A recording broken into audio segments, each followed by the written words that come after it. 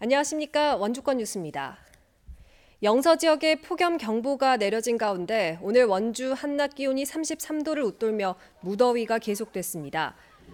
지역별 낮 최고 기온은 원주 부론이 35.8도, 원주가 33.5도, 영월이 32.9도, 횡성과 평창은 32.3도 등으로 어제보다 1도에서 2도가량 높았습니다.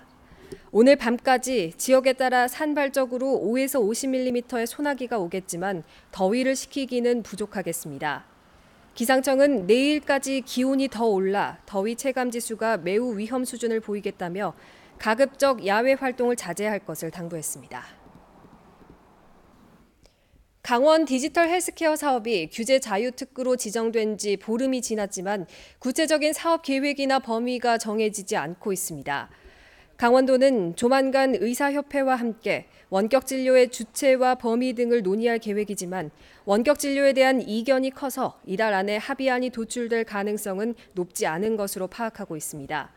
특히 중소벤처기업부는 전국 7곳의 규제 자유 특구 시행안을 이달 중순에 공고할 예정이어서 그 전에 합의가 안 될 경우 강원 디지털 헬스케어 사업만 늑장 출발할 수 있다는 우려도 나오고 있습니다. 오늘 오전 11시쯤 원주시 지정면 지정초등학교에서 길이 30cm가량의 포탄이 발견됐습니다.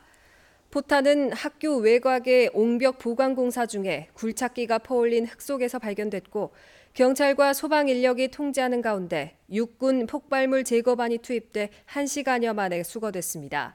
발견 당시 학교에는 행정실 직원 등 20여 명이 있었지만 별도로 대피 조치는 없었습니다.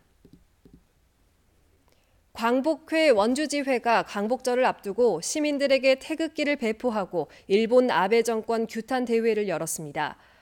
광복회는 오늘 농협 원주시 지부 앞에서 400개의 태극기를 원주 시민에게 나눠주고 일본의 한국 화이트리스트 배제와 관련해 일본 불매 운동에 동참할 것을 촉구했습니다.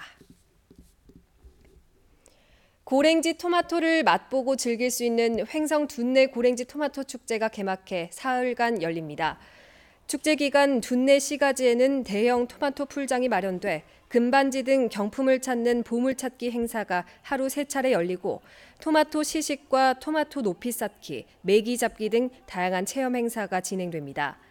주말에는 태기산 K-팝 쿨 페스티벌이 열려 인기 가수의 공연이 펼쳐지고 밴드 공연과 거리 공연 등 다양한 볼거리도 이어집니다. 강원지방기상청이 오늘 원주에서 폭염에 대응하는 정책 방안을 논의하기 위해 기후변화 재난방제 포럼을 열었습니다.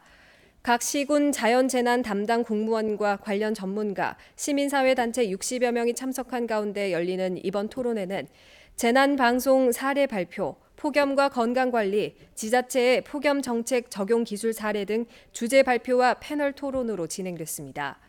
기상청은 오늘 토론회가 폭염 대응 정책을 도출하는 데 도움을 줄 것으로 기대하고 있습니다. 다음 달 군 항공기 소음 피해에 대한 정밀 측정이 추진됩니다.